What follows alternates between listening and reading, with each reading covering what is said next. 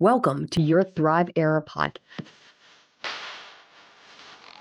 a show for high achieving women who are done with burnout and ready to reclaim their time, energy, and joy. I'm Shannon Logan, mom, wife, coach, and entrepreneur for over a decade. I know what it's like to juggle it all and still feel like it's never enough. But everything changed once I developed my set protocol. A simple yet sustainable way to take back myself, my energy, and my time. If you're ready to break free from burnout and finally thrive, you're in the right place. Let's dive in. All right, guys, welcome back, everyone, to your Thrive Era podcast. I am Shannon Logan, coach, mom, wife, entrepreneur for the last decade plus. And today I am joined by a very special guest, a dear friend and coaching client of mine, Miss Clara Cohen. Welcome, Clara. Thank you, Shannon. I'm so excited to be here.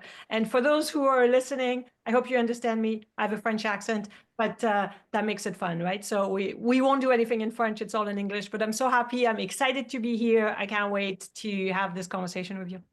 I'm excited too. Yeah, Clara is a French descent originally, but living in Vancouver nowadays. I actually moved to Canada to learn English over many, many, many moons ago. And people say, oh, you stayed because, you met your husband. And it's no, I stayed before I met my husband. I stayed because I loved the space. I loved the people and I loved the opportunities I had in North America, which I did not have the same one in France. Mhm. So that's why I stayed. Well, it's awesome. And I want to get into a little bit of your story because I think it's really inspirational. Like you just mentioned, you came over to the US, or well, not US, sorry, came over to Canada. Come on, Shannon, get your country straight. We were just talking about. Um, but you really started things all by yourself and on your own. And now I'm going to toot your horn a little bit. You are basically a sole prop. You have one employee, but you own a business that is making just about seven figures a year. You're crushing it. You're crushing it. And so give me a little bit of background on like what that journey's been like. I'm sure you could spend days talking about it, but kind of what inspired you to come over? What was that process like? What big challenges did you face along the way to get to the point where you were just a woman of inspiration, to say the least? Oh, thank you. I was raised by a single mother. My mom had 3 kids. My dad died when I was 5. So we lived in a very small apartment, a 1-bedroom apartment, and we didn't have a shower. We wash in the sink and we shared a toilet at the end of the hallway with 6 other apartments. So that's how I grew up.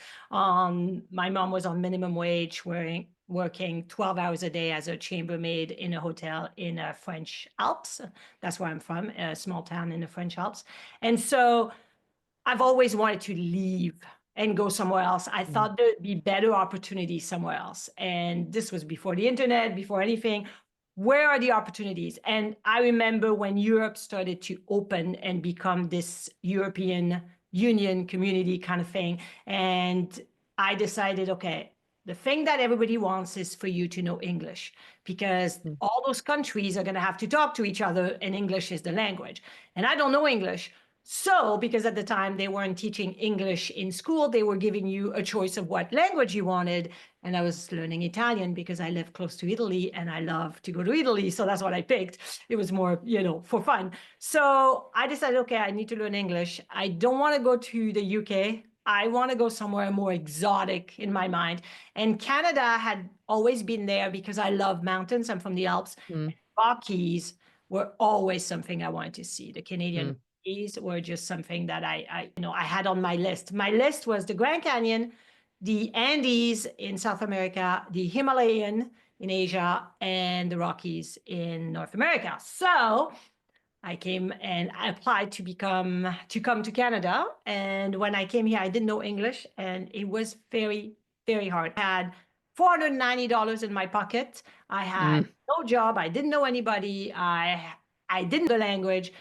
I stayed at the hostel for the first 10 days and helped clean the hostel to stay for free. And then I literally went to the newspaper, and the only thing I knew is no experience necessary because I had a dictionary, but in French, it's pas d'expérience nécessaire, no experience necessary. It's the same thing, so you understand that. Mm. And so I started looking for jobs and minimum wage, and slowly kind of made friends and started a life here and learning English, which took me forever. I used to watch Sesame Mm. Street to learn English. And then eventually I was like, you know, one of the things that I like is on TV growing up, they had Jane Fonda doing aerobics. I had never done aerobics in my life. I did a lot of dance, but I've never done aerobics. So I went to a gym and I was like, I want to do aerobics. So I started participate in all those classes and I had a blast. I had a teacher that was so fun. We were dancing, singing. If you've ever done the 90s aerobics class, it was a lot of fun and I love music. So I really enjoyed it. And one day at the end of the class, the owner of the gym comes to me and she goes, Clara, I love your energy. You're always like the one at the top. You're in front, you're screaming, you're howling, you're happy. You made the class.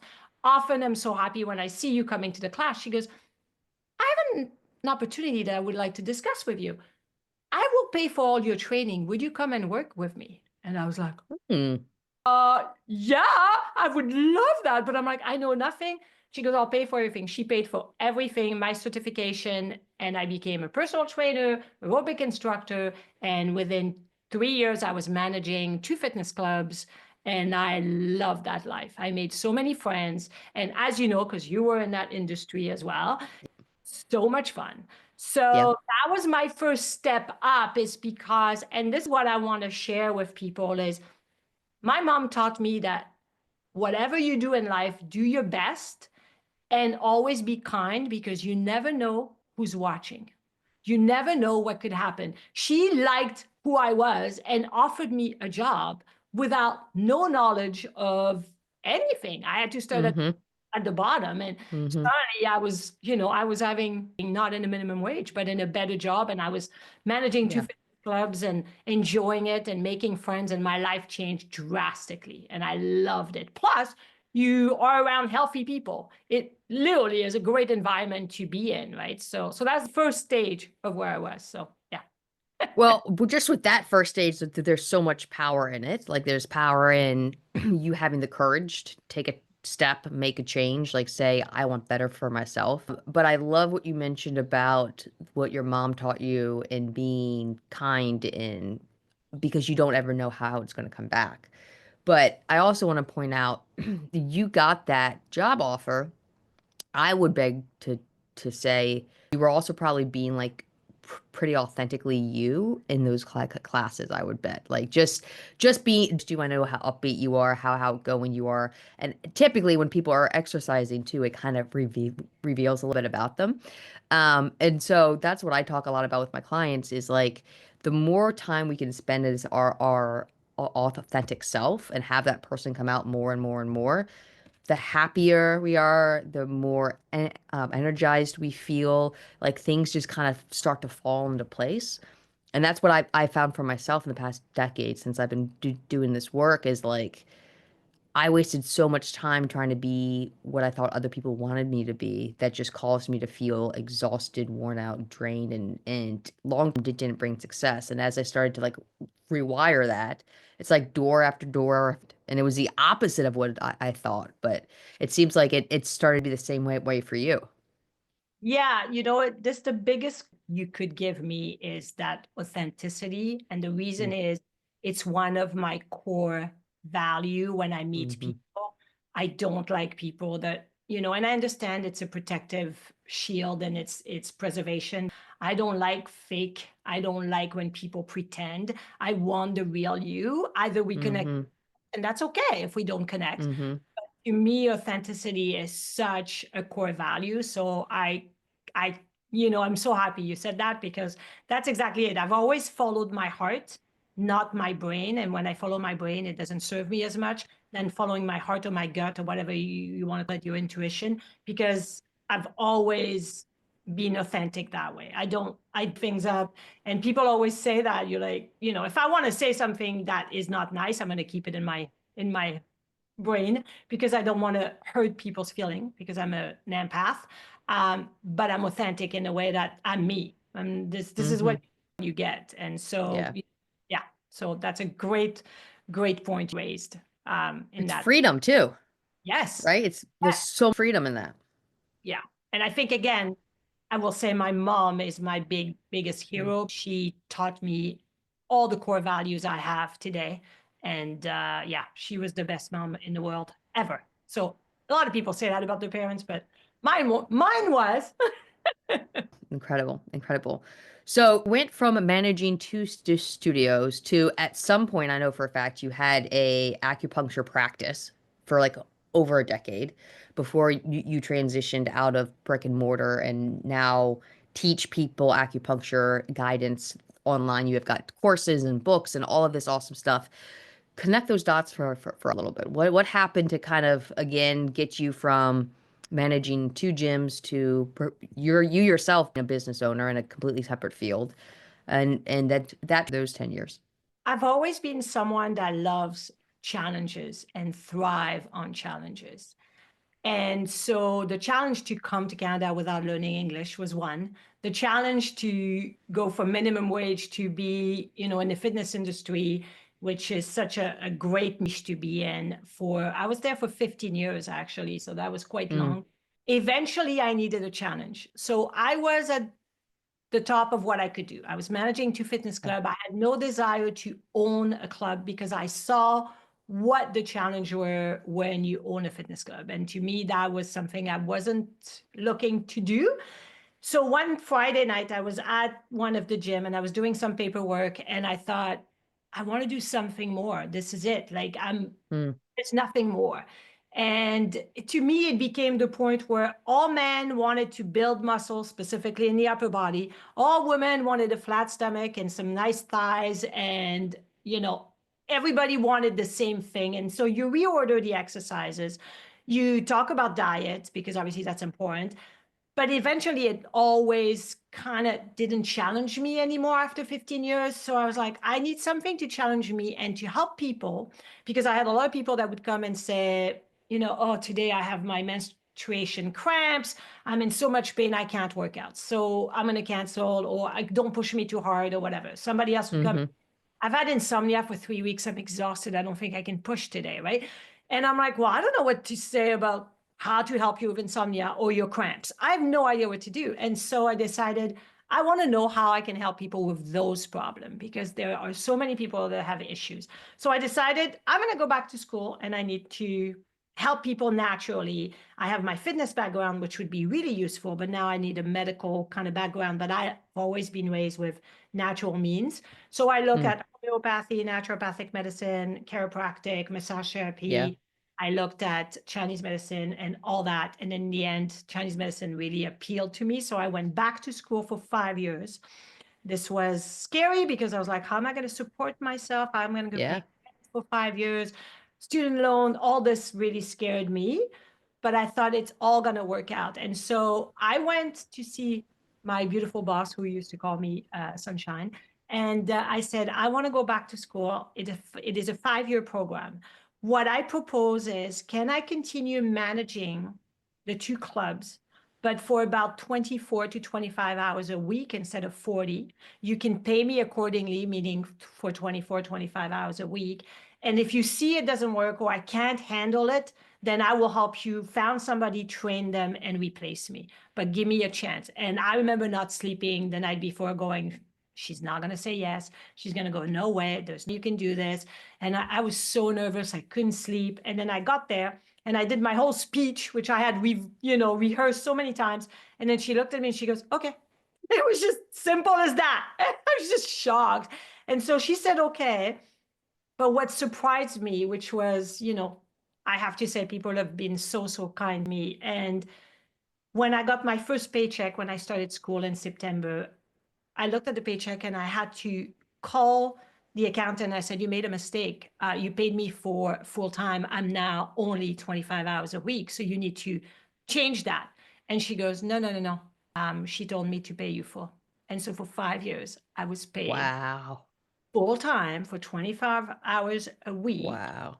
So I have to tell you, Shannon, Yeah. that horse gift in my mouth, I wasn't going to mess it up, meaning that Yeah. I worked so frigging hard to keep that job for 5 years because it allowed me to pay for my rent, to pay for everything without having to have thousands and thousands upon Mm-hmm. money of student loans. So that gift Wow. is amazing. Yeah. Wow. Yeah. It's incredible. Again, like an incredible part of the story. That is extreme example, right? Of someone showing up and gifting what they would have to. I do find, because I've had a couple of those in my life as well, and I find they happen more often than not, and they don't always have to be that big. Like 5 years is incredible. But there are things that happen on a day-to-day basis that oftentimes slip past our radar because we're just too busy in the grind to like pay attention to them. That's why and I think you do this practice as well, like a daily gratitude at the end of the day. It's so interesting for me because I can have a great day and then I can pick my 4-year-old up, who I absolutely adore, right? She's the thing in my life, but she can be exhausting. And by the time I pick her up from like 3 to 8, which is bedtime, by the time I sit down at 8, I'm like, oh my God, this day has been so long and it never ends. And I've forgotten all the good stuff that happened. But if I take the time to kind of go back through the day and like one thing I won or some good things that happened or what person made an impact, and the same thing from a yearly standpoint or a monthly standpoint, because that's a huge, you will remember the rest of your life, no doubt. And I'm sure it gives you purpose through things as well, like as you went through school to do a damn good job because of the help that you got. But it's also, I think, overall people's disposition, outlook on life, overall sense of joy and happiness can be tweaked if we look for those things more often, even on that day-to-day basis. Yeah, I Yeah. agree. And it wasn't either. People say, how did you do that? Like 24 to 25 Mm-hmm. hours on the week, but uh of work plus full time in school, right? And so Mm-hmm. I people, I had to be very, very, very well organized. It was really important to know when to study, when, you started. I was at work from 6 a.m. to 10 a.m. And then I would go to school and I'd be there till 5 p.m. And then I would go home and then I would go work out because I needed to work out, right? So I was working out, then I would study while having dinner. So you had to organize everything. And I remember one of the things that was hard for me when you come from the fitness industry and you are constantly walking around the gym or working out with people or, you're moving Mm-hmm. a lot. Suddenly I'm sitting 6 to 7 hours a day studying and being in class, sitting and listening. And I remember being with a bunch of new people. And for them, a lot of them came from an office. So it was no big deal, no Mm. trend. For me, that was a hard transition. But what saved me is that background in fitness because every time we had a break for 15 to 20 minutes, I'd be going outside and going for around 3, 4 blocks and come back. Everybody would just sit there and not move. But to me, it was like, I need to get up. I need to move. Mm-hmm. Mm-hmm. So I think it helped a lot that I was working out regularly, that I was eating really good food because I had been in that fitness industry where that food is your Yep. energy. But it's so not only your fuel physically, it's also your fuel mentally. And because I was using my head and my brain a lot for something new, and Mm-hmm. Mm-hmm. it was in English, which I had never been in school in English on top of it. It was really key for me to eat well, to sleep well, and to exercise regularly. And that got me through everything for sure. Wow. Yeah. Yeah. The movement is huge. I mean, I remember in COVID, 'cause I owned my gym through that, and I was averaging before COVID 18,000 steps a day just from gym owner life. And then COVID hit, and I took my entire business of 200 people and transitioned them to support 100% online. And I did that in like 2.5, 3 days. And I just sat. I just sat. I actually have a picture of me somewhere, like because we have woods behind my house where I live, so I walk a lot as well. And in COVID, how I kind of figured out, oh my gosh, we have all these awesome trails because I was out there all the time. And I have pictures of me in like a rain jacket and it pouring down rain because I was just like, I need to move my body. Like, I can't do this. Like, we need this. All right. So that's a great kind of storyline. I want to get into, because I'm selfish, And I want help. I want you to help me on this call. It's not about you, Claire. It's about me. So now you at one point owned a acupuncture practice for 10 years. Give me like a 60-second overview of that to give me some background before I ask my personal questions of how did my body operate better.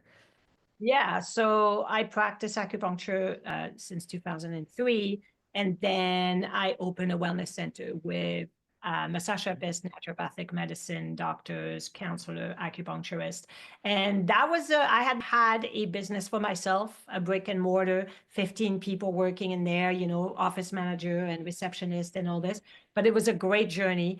My goal was to have a team of people that work really well together in order to help one person. Let's say you have one patient and we're like family. Okay, she needs a massage, she needs tests from the naturopathic doctor, she needs acupuncture, whatever it is that she needs. So that was the goal, and we had such a great team of people, and it was a beautiful place to work. And again, after a while, I needed another challenge because we were in the town where I was, we were every single year winning award after award after award, Mm, best customer service. So that tells you that it's not because of me, it's because of the team that exactly worked the same way, had the mm-hmm, same goal, had the same way of handling every client that came through the door. They were supposed to be mm, taken like gold because they were a client, right? So that's what I did. And then eventually I wanted another challenge. So then I went online and sold the wellness, sold everything, and went online in my 50s and started being on social media in my 50s, which who would have said that years ago with a French accent? I don't have straight teeth. I'm not super, photogenic or anything, but I just went and, like you said, be authentic and people would love what you do. So that's what I do yeah. now. I provide value online. You provide a ton of value, as we know from your Instagram page of 225,000 followers? I think it's 220? 211, I think, right Okay. now. And then Facebook is close to 300. It's just crazy. Yeah, Yeah, it's like 211,000 followers on Instagram from a lady that, a decade ago probably would have never even fathomed. And I apologize because I was calling it an acupuncture practice, but it was actually a whole wellness center, which is, But no, you're not wrong, because within it, I had my acupuncture practice because I was yeah. practicing within the wellness. So yeah, no, all right. And then I do the story of like you do really, really well, you get bored of doing well, and you're like, I needed something new. I do really, really well, and then I need to grow, right? And it's just this like advancement. And I think I can compare into that so much is just I never want to stop growing. I never want to be stagnant. It's just not who I am. Like I also don't want to be caught up in just the chase either, as if I'm a, donkey with it on top of my head chasing it. But I think that when people stop growing mentally, physically, emotionally, spiritually, that's when bad, dark things start to happen. All right. So now you have taken a wellness practice, you've sold it, you've transitioned to online. If people are watching this on my YouTube channel, you can see that Clara has 4 books there behind her. That is because she has written 4 textbooks on how to like take care of our bodies. And the last time I saw Clara, we got in, we were talking about women and energy levels and cycles and fertility and all kinds of fun stuff. And one of the things that stuck out to me is like I had just learned within the last year probably how female energy levels are on a monthly basis. Like I know that every woman has a menstrual cycle and there's a lot attached to that. But when you look at that compared to a man, like their energy resets every single day, hence like the 9 to 5 work schedule, as where with as females, it's on a monthly cycle where you have days and weeks of higher energy, creativity, productivity, and towards the end it comes down and is lower and slower, and you're more comfort based, you feel more fatigued. All of that's really, really true. Clara, when you've worked with patients, when your students, what are some of the most simplest action items someone can do in their day-to-day to, especially if they're to increase that energy, because I know so many of my listeners struggle with it, and understandably so.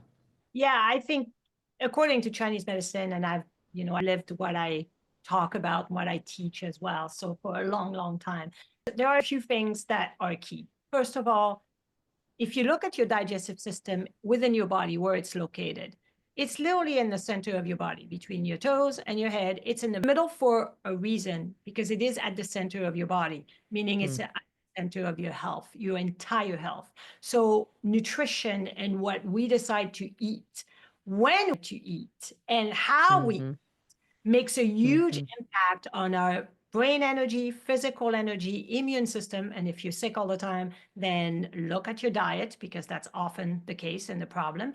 Our ability to do every action in a day, to even sleep better, to have less anxiety, to feel less stress, comes from the nutrients we put in our body, we mm, absorb.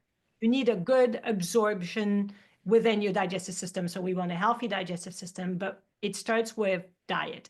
And there's a few key that I always recommend: eat in season, eat local. That's easy. That way I don't have to tell you, what you should eat what you enjoy.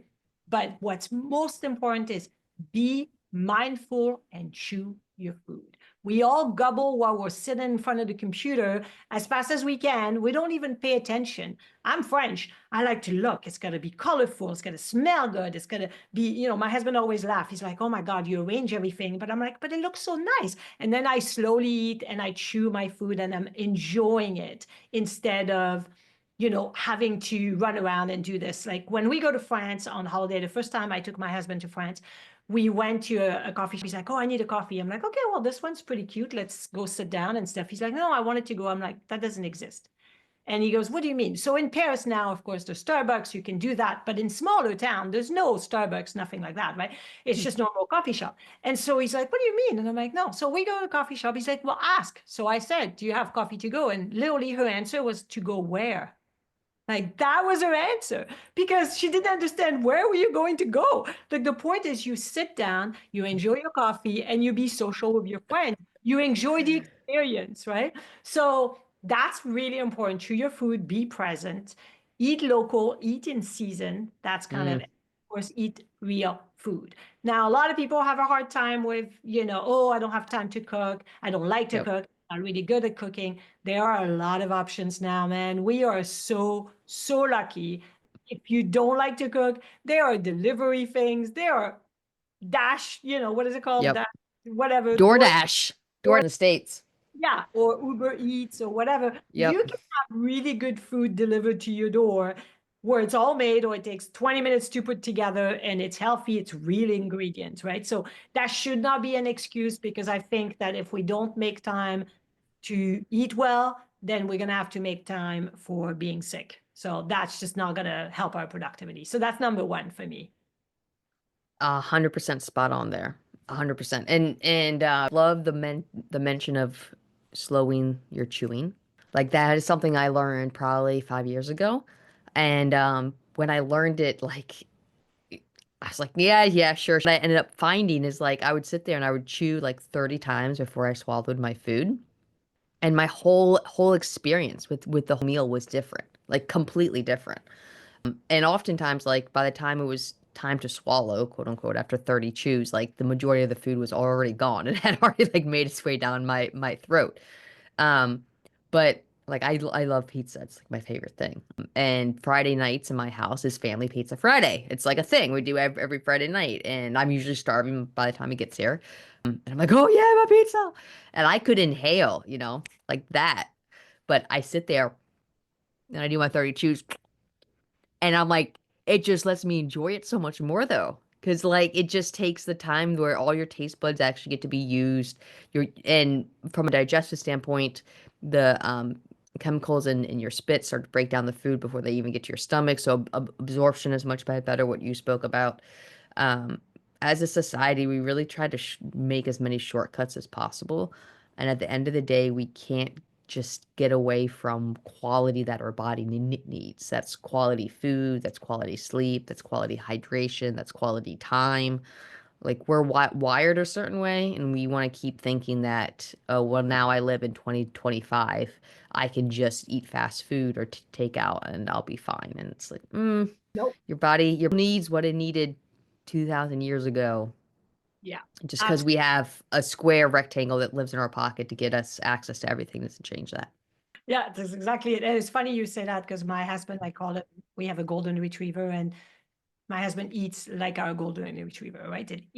Like my dog inhales, my husband inhales. And so let's say we have a little brownie and each, and then I'm having a piece and I let it melt in my mouth. Mm, I'm like, like it's just melting, right? And by the time he's done, I've had like 3 bites and I still have 3/4 of this. And he looks at it, yeah. you going to share with me? I'm like, no, you should have gone slower. I'm not sharing. No, it's mine. It's mine. One of my tricks I like to do because I also love chocolate. I know that you're Me a too. chocolate fan. Oh, Yeah.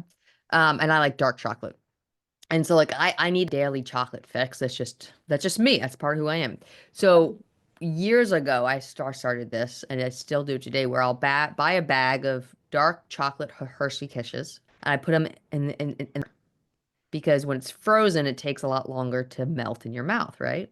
And so I True. take three out. It drives me crazy. I take three out and I sit there at night when it's bath time. It's like my decompression for like 20 minutes by myself and I eat my three Hershey Kisses because I just let them melt in my mouth.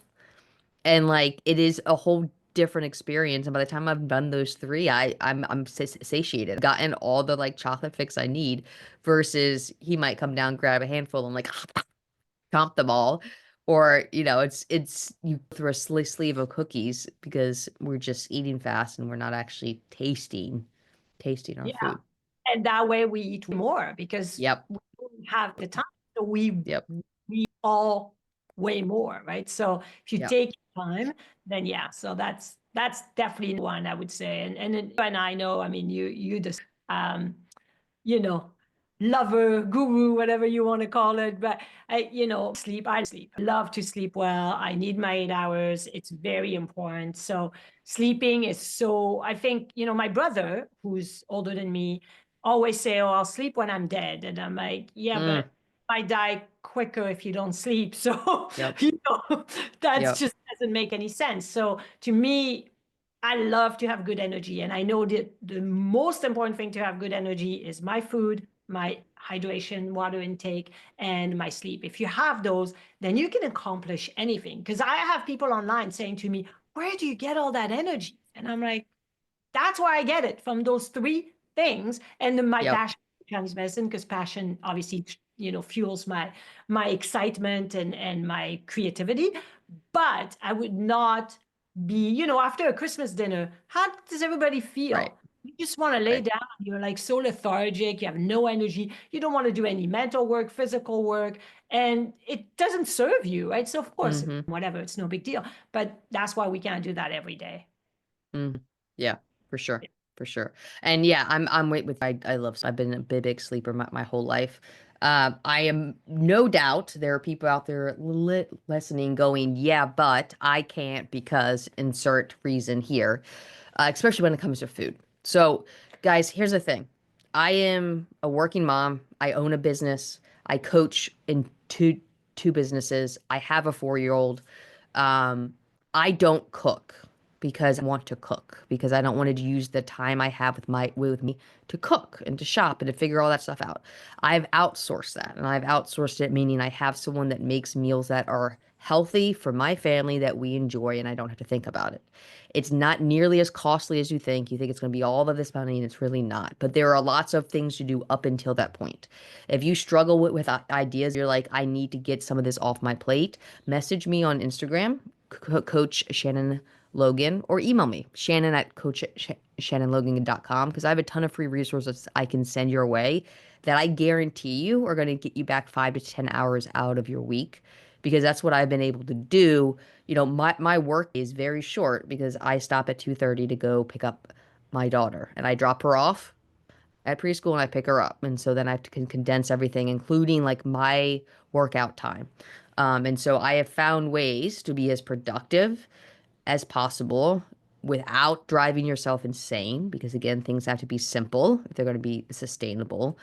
Because I, like Clara, need a lot of energy. And like, I want to be able to play with my daughter in the yard at 6 p.m. at the end of the day, even though I've been up at 4:45. So I've had to figure out what all of that looks like. It's done for you. I can give you my list. I can give you my can answer your questions.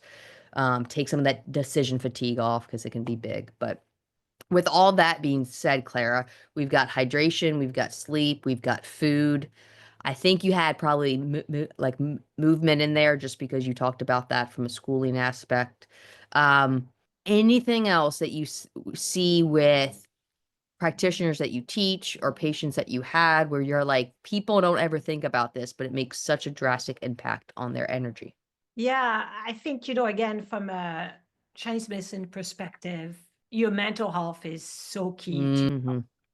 and I think we have tendency to separate them.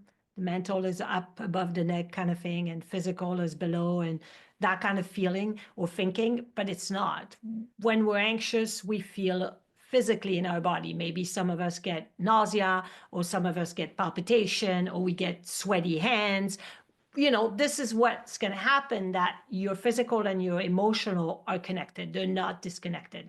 So we have to address that piece as well. So for me, one thing that is important, and again, if it's a time constrict, like you were talking about, eating and making your meals, someone helping you out, there's a lot of things that can be done. It's all about planning. So if you plan, maybe you wake up a little bit earlier before everybody else, and you plan 10, 15 minutes of meditation, deep breathing exercise. So in China, Hmm.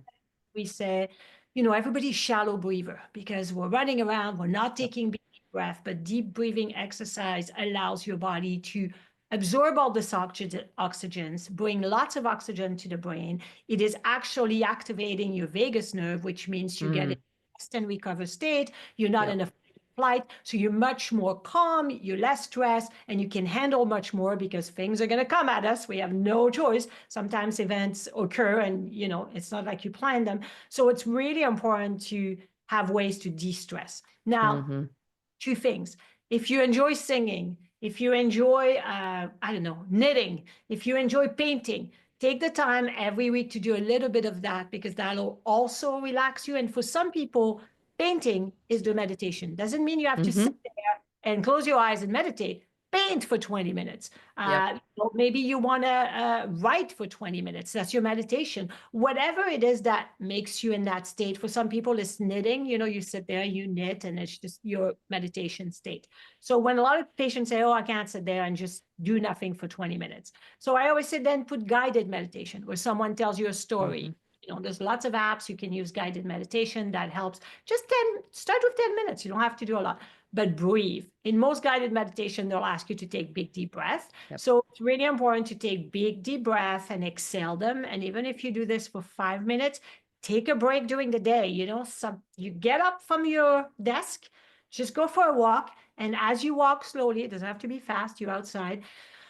Take a big deep breath, exhale, and do this for 5 minutes. Come back to your desk. You will be so much more productive. It is such a great way to de-stress the body. Yeah. So activate your Yep. vagus nerve by de-stressing with deep breathing exercise or meditative. Meditation, Yep. again, can be walking. It can be active or passive, whatever you want to do. Don't think it's just you sitting doing nothing. Love it. Clara. I actually have a product called my 3 minute stress switch that it takes 3 minutes and it does that exact thing. It stimulates the vagus nerve. So, and it's enough, it's all about, I walk them through very simple breathing exercises, like not complicated, right? That you can do in a parking lot, in between Zoom calls, when you're hiding in the bathroom for a few minutes, because we know we all do that. But to again, to that central nervous system switch out of that flight or fight mode into that rest and digest, because you're oftentimes we're just breathing in the top of our lungs. So we really need to let those lungs fully expand, let the diaphragm get involved. Yeah, so guys, I've got, again, find me on Instagram, Coach Shannon Logan. Email me. I've got stress, I've got sleep, I've got nutrition guides for you. What else do we talk about? I've got exercise guides for you. It's like somehow maybe I might be interested in peak energy. I don't know.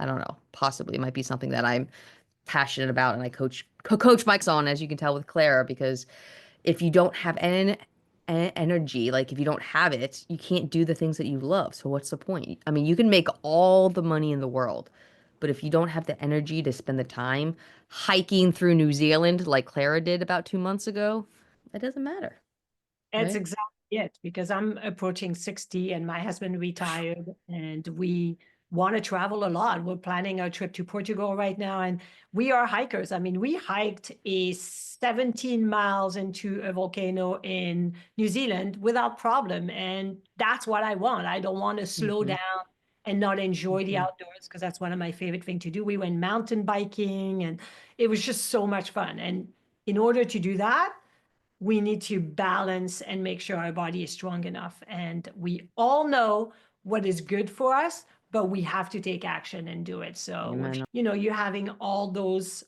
resources, then take advantage because that'll help you. Start with one and then Yep. slowly make changes, right? So that's Yep. fantastic. I love Thanks. it. Yeah, and guys, you can find a bunch of the free resources on my website too. I forgot that I have a link directly on there. CoachShannonLogan.com. There's a little tab that says free resources. It's exactly what they are. Well, Claire, I want to thank you for your time today. We will have you back, my friend, because you are a light. You're energetic. It is always fun to talk to you. And if people want to learn more about you, want to get in contact with you, where can they find you? At AcuPro Academy, Acu as in professional, AcuPro Academy, anywhere media or .com if you want the website. But found me on social media, send me a DM, say hello. I love it. I love to connect with people all around the world. This is why the internet has been amazing. So yeah, that's Yeah, how guys, we can connect today and we can doing is because you're exactly. far away from me and and here we are and we can have this conversation. I love it. Yeah, I'm on the East Coast, right out of DC, right outside of DC, and you are on the other side of the continent, my friend. But yeah, guys, go make sure you follow Clara because we want to get her up to 225,000 followers. She's currently at 211, so I had to make sure that I'm good on my word from what I said at the start of this. All right, so thank you all for tuning in today. I appreciate your time. Go out there and let's start thriving, not just surviving. Until next time, everyone. That's it for today's episode. If this hit home for you, don't just let it be another thing you hear. Take action. And the best way to start? Download my free masterclass, The High Achieving Woman's Escape Plan. 3 steps to reclaim your time, energy, and self. In this exclusive session, I'll show you exactly how to save over 5 hours a week, stop burnout in its tracks, and live in alignment with the real you. Click the link in the show notes and grab it now. And if you love this episode, be sure to subscribe, leave a review, and share it with a friend who needs to hear this. Until next time, keep thriving.